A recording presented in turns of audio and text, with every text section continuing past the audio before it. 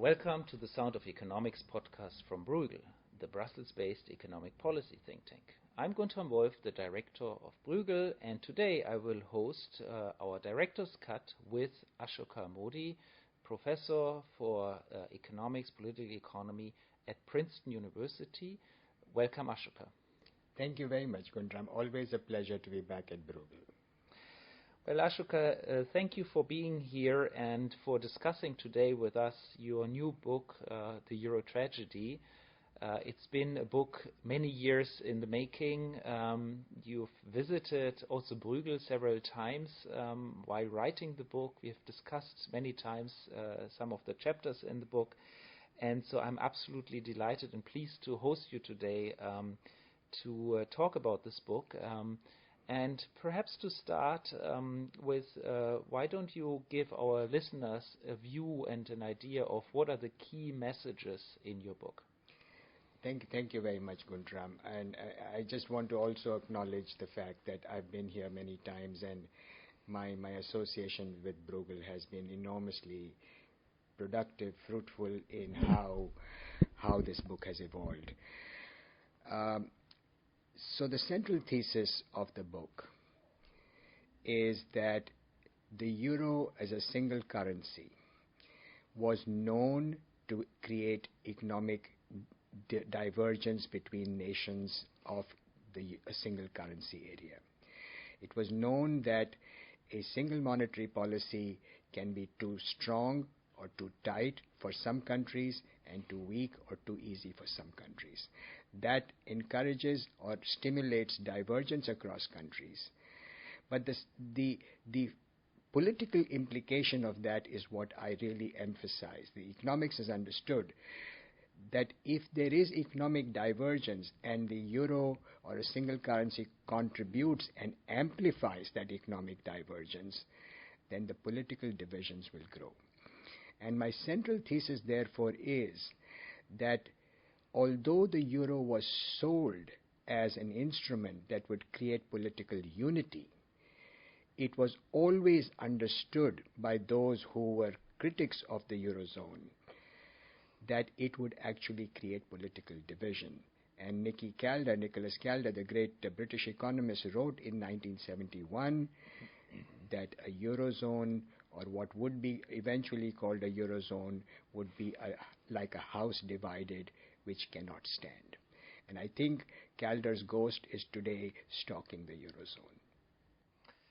Well, one of your chapters discusses Kohl and how Helmut Kohl, the German chancellor of German reunification, thought of the euro as the project that would eventually bring Europe together, that would, in a sense, be the right counterpart to German reunification. With German reunification, it became clear that Germany would become a strong country, a stronger country than it was before, and a country that historically was,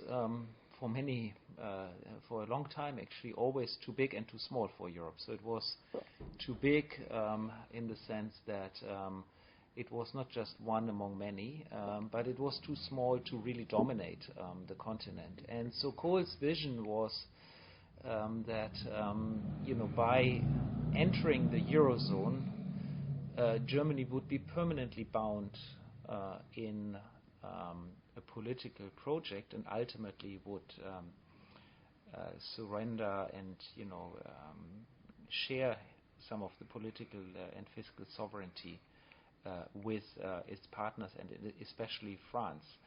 Now, I think your thesis is that Kohl was spectacularly wrong. So where are we in this history? So I think Kohl was spectacularly wrong, not in retrospect. Kohl was spectacularly wrong at the time. Kohl, I think, understood and recognized many of the pitfalls that we are now seeing. There was no reason for Kohl to expect that there would be a sharing of sovereignty, because in Kohl's own actions, there was a clear sense that sovereignty would not be shared. The euro that Kohl made possible, in fact, my claim is that but for Kohl, there would have been no euro. The euro that Kohl made possible was designed to create a set of fiscal rules which were a signal to the rest of the eurozone, not just a signal. In a statement to the Bundestag in 1998, he says Germany will not pay the bills for other countries, and he repeats that statement. So right at the outset, Kohl has made clear that he is not going to share fiscal sovereignty. He has also bypassed the German citizen. For 8 years, from 1990 to 1998, Kohl fought 3 elections, and at no stage did Kohl canvass the people of Germany to say to the Germans that the euro is not just in the European interest, it is ultimately in the German interest. He could never make that case because he knew if he made that case, the Germans would probably rebel against him, and so he never made the case. So as long as the German Chancellor does not make that case to the German people that the euro is ultimately good for Europe and for them, and that a system of sharing fiscal sovereignty is ultimately beneficial for everybody, there will never be fiscal sovereignty. Kohl, I think, completely understood that. And Kohl therefore created a legacy within which an incomplete monetary union, one that does not recognize that a single monetary policy does not work for all countries. Therefore, some of the weaker countries need some fiscal transfers of a reasonably significant magnitude. Kohl not only bequeathed that, but Kohl bequeathed 2 other very important legacies. One was Italian entry into the Eurozone.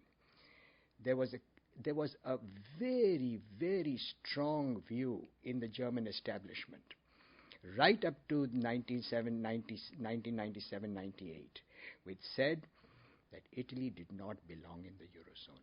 And if it had not been for Chancellor Kohl, Italy would certainly not have been in the original membership and probably never have been in a member of the Eurozone, which would meant that Spain, Portugal, and Greece would also not have been in the Eurozone. The second, more subtle and more, in a sense, more harmful legacy of Kohl is that he created this rhetoric, this narrative that the euro was an instrument for European peace. Mm-hmm. And he made it a point in almost every speech of his on the euro to end or to begin or to say in some form that anybody who opposed the euro was anti-European, was nationalistic, who was a warmonger. And so he created a narrative that the euro was an instrument for something which it never was. And the logic of the euro created divisions, not unity. And so Kohl had a very corrosive legacy that he bequeathed. You know, in retrospect, a lot of people look back at Kohl and say, well, he was this great man who had this great vision. But in my reading of the history, Kohl never had a sense of how he would ever be able to materialize that vision. Well, I certainly remember very much the time, the Kohl time, which was sort of the time when I was a teenager and grew up. And I remember how much Helmut Kohl pushed the euro against and the sharing of monetary sovereignty against the will of basically large parts of the conservative parts of German society. I think perhaps in his view there was the view also that these big historical decisions would not be taken by citizens but would be taken by great chancellors, and he would push that decision now, and the next German chancellor, whoever that would have been, would then, when things come to a crunch point, make the case and push to the next level of political integration, which I think was a little bit his view at the time.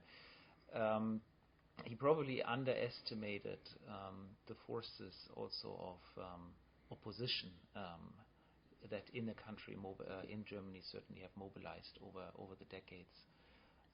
on the fiscal risk sharing in particular. And certainly he was himself very critical of the German Chancellor Merkel and her, I think as he called it, lack of compass as to where Europe should be going. Yeah, I think I would be very reluctant to give any concession to Kohl as having a view that eventually a future German chancellor would solve this problem. The hand that Kohl dealt future German chancellors was such a difficult one that was impossible for any German chancellor to be able to reverse what Kohl had done.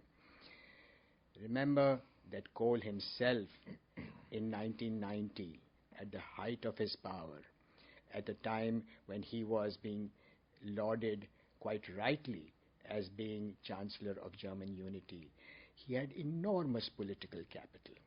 He never used that political capital to push the project that he felt that future German chancellors would do. He did not push it in 1994. He did not push it in 1998. In fact, in 1998, Guntram, you may remember that Gerhard Schröder was calling the euro a premature sickly baby. I remember. And at that point, because Kohl knew that he was in a weak position, Kohl began to adopt some of Gerhard Schröder's rhetoric and sort of reclaim a certain degree of German nationalism as part of what Germany is, and that Germany will not be subordinate to Europe. That was part of the language that crept into Kohl's campaign speeches. So when he started criticizing Angela Merkel in 2010 and 2011, I felt that Kohl was trying to have his cake and eat it too. He had not done what he had to do. And Chancellor Merkel, there are lots of problems with this Chancellor Merkel style, that she takes time to make decisions, time making decisions, those delays are very costly. But I think what Merkel was trying to do was to balance two objectives, to be sensitive to what she believed was the German public's priority, as well as saving Europe. And unfortunately, this is the dialectic. I see Merkel as part of a broader dialectic rather than as somebody who has the same stature and same executive autonomy that Kohl enjoyed. She is caught in a historical process within which she was dealt a hand, a crisis comes. She then has the option of going to the German public and making the statement that Kohl never made. And she is not in a position to do that. And as long as she cannot do that, laying out the fiscal resources of the German taxpayer become impossible for her. I therefore have some sympathy for Chancellor Merkel's conduct. And I call my book a tragedy because even though I can have sympathy for her, I realize how tragic the outcome is. Because Merkel's actions during 2011 and 12 become the source of political division. Even as Merkel is holding the Eurozone together through the ESM and her backing of the OMT, look at the political forces she's unleashing. In Italy and Greece, there is a violent reaction, violent in the sense of a very crude reaction, but nevertheless a very strong reaction to what is believed to be the German diktat. That becomes part of the campaign process of Silvio Berlusconi, that sees the rise of the Five-Star Movement. An anti-Europe force develops an enormous political momentum in 2012 and 13. And paradoxically, the same actions that the Italians see as creating a subordinate role for them in Europe, the AfD sees as Merkel doing too much for Europe. The AfD is born almost at the same time as the Five-Star Movement gains political momentum in Italy. And so the political divisions that were inherent in the project come out of the crucible of the darkest period of the Eurozone crisis. Well, I mean, I certainly agree with you that Chancellor Merkel inherited an intrinsically difficult problem from Helmut Kohl, and that Helmut Kohl was somewhat disingenuous in his approach to thinking, and to, especially in his interviews in 2011, sort of putting all the blame on Mrs. Merkel. That was certainly not the right approach. Having said that, I also agree that Mrs. Merkel was trying to balance the various forces of European integration and, of course, the divisions and the opposition within Germany to many of the things that would be needed to save the euro. Still, I feel that there were windows where more could have done, and where also political support was stronger. I mean, the political support of Mrs. Merkel is now at the lowest, and it's only now that she tries to sort of at least move a little bit vis-à-vis Emmanuel Macron, even though the Meseberg agreement, I think, falls well short of what is needed, and is mostly paying lip service on the true issues. But still, there is at least some movement. And she moved, I mean, the big thing where she moved is, of course, the ESM and then the OMT. And the OMT was absolutely fundamental, and she supported Mario Draghi in this against large parts of the German public. So I guess the historical question that will probably be answered by future generations of historians, I mean, was there a window in 2011 perhaps, or 2012, where more could have been done at a moment when Chancellor Merkel was actually at the height of her power? I mean, between 2012, 11 and 14, she was at the height of her power. So why could she not have shaped more the discourse at that time? I think you're posing exactly the right historical question. In 2011 and 12, she held the Eurozone together through the ESM and the OMT. I 100% agree. I think her great opportunity was the 2013 election. This was a moment where the Merkel factor, it was not just that the CDU won. CDU won because Merkel had an independent stature in Germany.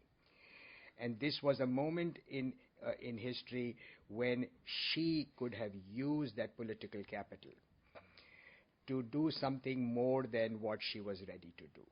The question I think historians will want to ask is why in the 2013 election she did not make the German sense of self-interest in Europe a campaign issue. Could she have said to the German people, look, right now we need to help other countries because being in a better Europe is ultimately fundamentally better for Germany.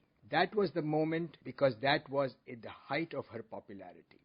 And that was a moment also because the general European public was very tired of the crisis and would have given her the legitimacy both in Europe and in Germany to be able to do that. Once she did not do that, once she missed that window, I think the 2017 election, she had already lost the battle. And so she's now way too weak to make any credible commitment to Europe.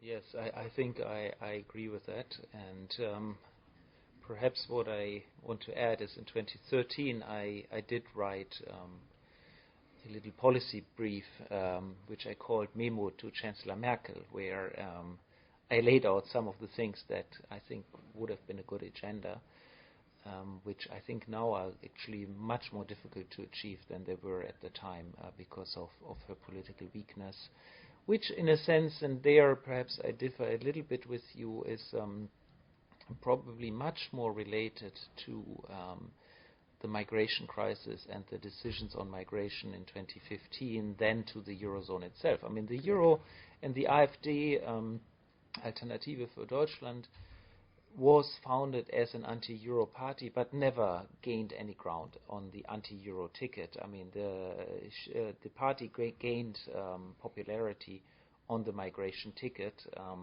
which is it's related in the sense that it is about shaping European responses to a common problem, but it's pretty unrelated to the euro itself. So I think there perhaps I take a slightly different view.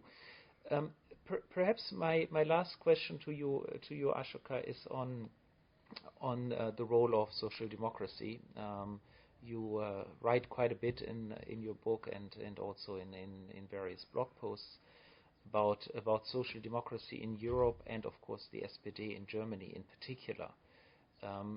Perhaps you can share your views and insights there. So the question I ask myself is that if the economics of the Eurozone is inherently divisive because it helps the stronger countries, creates an additional burden on the weaker countries, which fosters political divisions, then is it the case that broader European values of an open society and social justice can become the focal point around which Europeans could come together and say, this is ultimately our idealism, this is what unites us, and work backwards from that idealism to say, in order to achieve that idealism, we need to be able to have a sense of give and take, which is greater than the one we are now doing.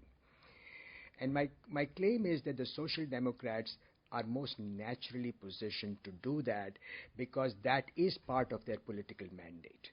That is the rationale, the raison d'etre for Social Democrats to exist, is to promote social justice and an open society.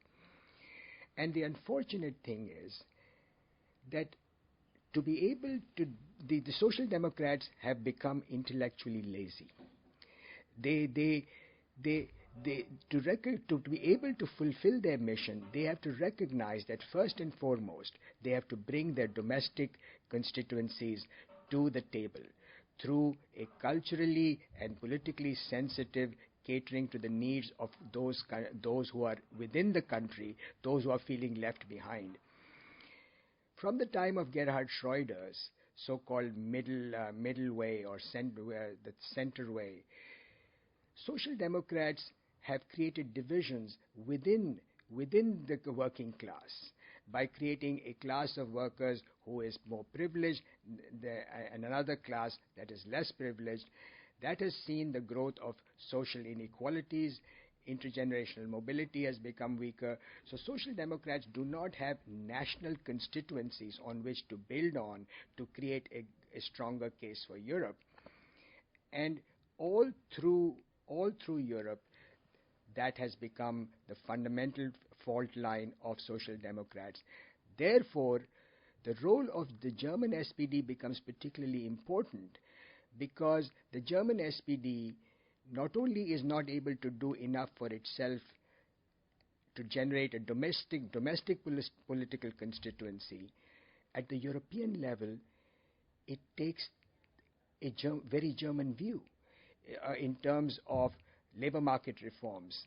It still peddles the idea that Hartz reforms, type reforms, are the only right way for other countries, whereas I feel that not only did the Hartz reform do considerable social harm in Germany, they inflict equal, if not greater harm in other countries, and ultimately do not even raise productivity growth. And German Social Democrats also take a completely nationalistic view on the budget. And you see that with Pierre Steinbrück and with Olaf Scholz, they have a very rigid view of what the German ministers, German finance ministers' obligation is to Germany rather than to Europe. And so neither on the domestic front nor on the European front the SPD has been able to take a leadership role. And if the SPD cannot take a leadership role, then with the secular decline of social democracy in any cases through Europe, this becomes an enormously difficult task. And I fear that we may have actually passed this window. We may have reached a point of no return, that social democracy as it stands today will probably not recover in the in the structure of the parties as they currently exist. I expect that if social democracy as a movement re-emerges, it will be through different vehicles. Well, we could continue to discuss this for hours, and of course start thinking and speculating about the future, because of course we are not at the end of history here. We are at a moment where still very important decisions are being taken, be it on migration, be it on trade policies, be it on how to respond to the rise of less liberal forces or anti-liberal forces in the United States, in the UK.